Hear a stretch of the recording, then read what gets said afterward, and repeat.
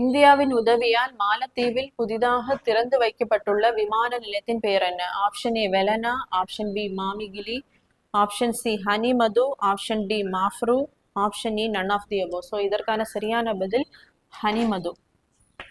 So இந்தியாவினுடைய அண்டை நாடுகளின் நலன், அண்டை நாடுகளின் கொள்கை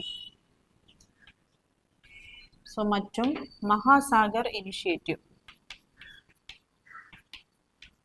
மகாசாகர் இனிஷியேட்டிவ்னு சொல்லும்போது 2015 வந்து சாகர் இனிஷியேட்டிவ் வந்து கொண்டு வந்திருப்பாங்க. அதாவது செக்யூரிட்டி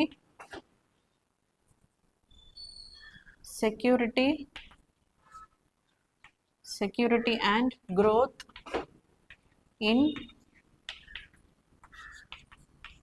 ஆல் ரீஜியன்ஸ். அதாவது இந்தியன் ஓஷன், கடல்ல இருக்கக்கூடிய அந்த நாடுகளுக்கு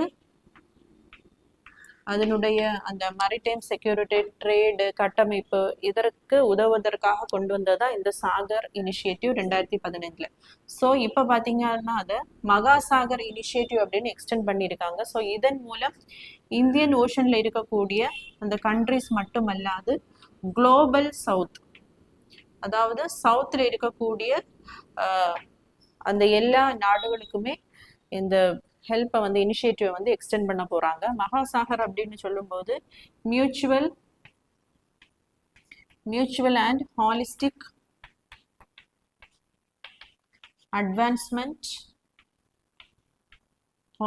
அட்வான்ஸ்மெண்ட் இன்